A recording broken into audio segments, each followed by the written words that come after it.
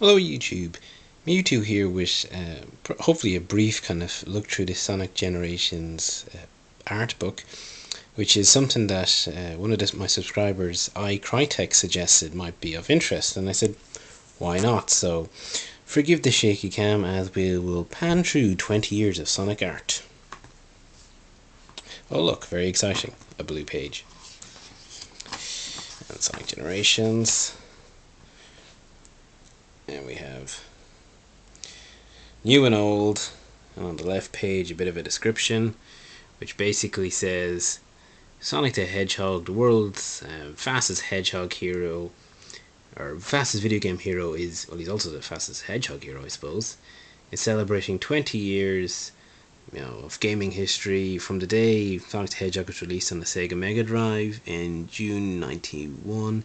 Sonic has become a hero for the generations and a true gaming icon.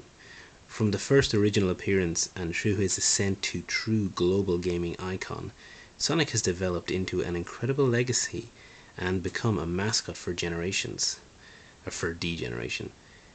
This book celebrates some of the iconic and indelible images that have been created over the years and showcases the life of the world's most famous hedgehog. Happy anniversary, Sonic. Still unstoppable after 20 years.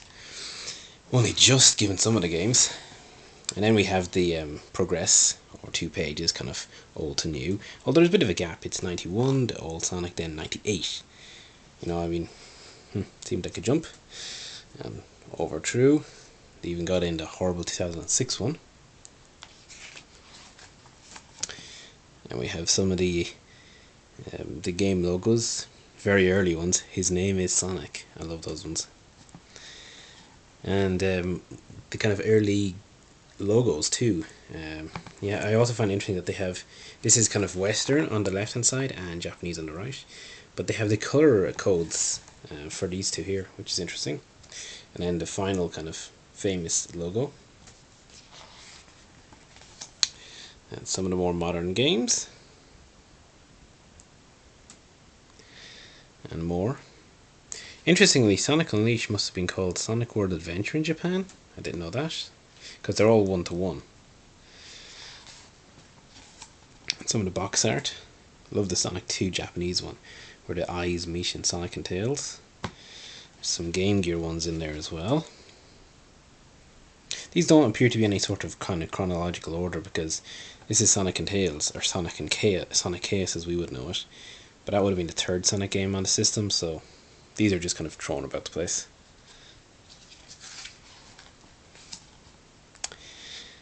And the more modern stuff, even giving quite a big shot to Sonic the Hedgehog 2006, they certainly weren't hiding the skeletons in their closet. And Shadow. Geez, and Sonic Riders. I wouldn't be mentioning those. And yet there's no love for Sonic Jam on the Sega Saturn, which is actually meant to be a good collection. And it's not like they're not doing collections, because they have a Sonic Gems collection and Sonic Mega collection. And some Sonic artwork, naturally. Again, old on the left page. And kind of moving towards the more modern look on the right. Oh god, I really hated this type of looking Sonic. This one isn't too bad, it kind of incorporates more of the original design. And we have the first kind of buddies to be introduced. Tails and Amy, Sonic 2 and Sonic CD respectively.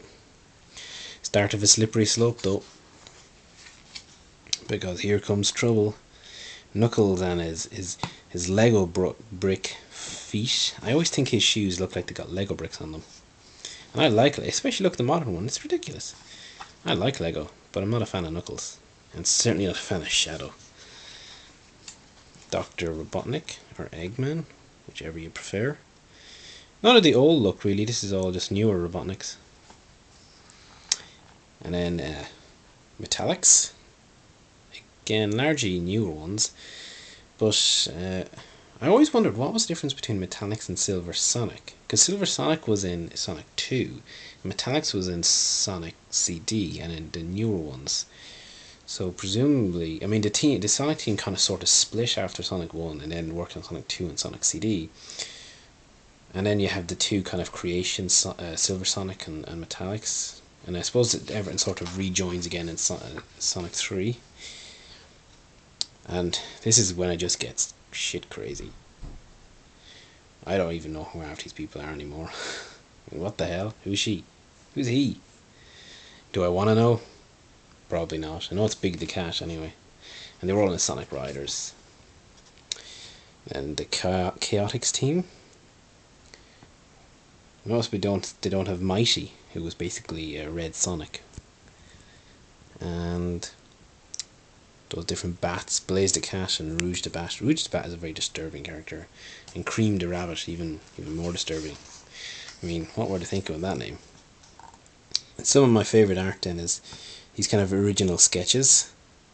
And Robotnik looking like a bumblebee, that's just priceless. And look at his hand, that makes me think of Alex Kidd. You know, kind of the janking characters. And I remember seeing this on an old sticker book I have. It looks like, you know, the Sonic Needs You kind of Uncle Sam style thing. And just to show that Sonic Team always had this furry fascination, they have Sonic in the original Project Needle Mouse design with this female woman. Yeah. And she's kisses all over him. They were always heading on that path. 2006 was not, was not unheard of before. And back to some more kind of sketch work.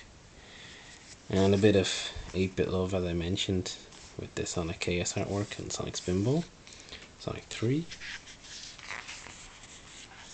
Santa Claus, Dr. Robotnik. Again, they must have really been unsure about where they were going with his costuming design.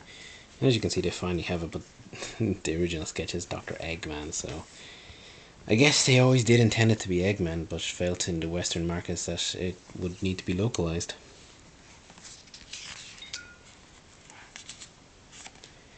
And my favourite again, Shadow.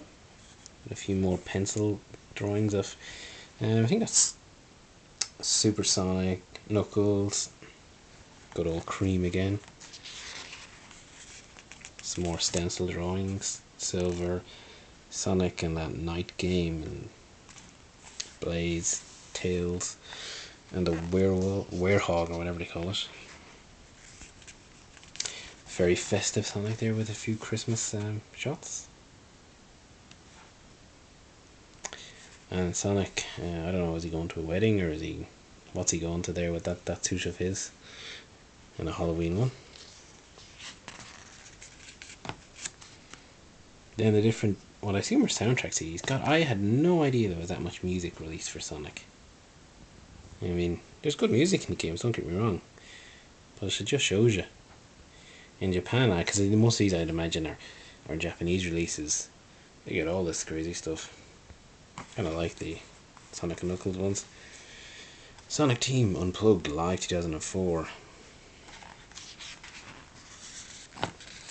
And yet more. God, there's more CDs than there is games.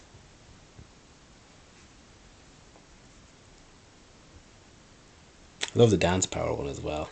Sonic with the shades. Because he's got attitude. And then the little Green Hill Zone full of the buddies. And Sonic. Jeez, Robotnik is massive compared to him there. I think that's it. Other than the logo. Yep. At the back. That actually took longer than I thought, so I'll end it there. Thanks for watching as always, and I hope you found that useful. Bye for now.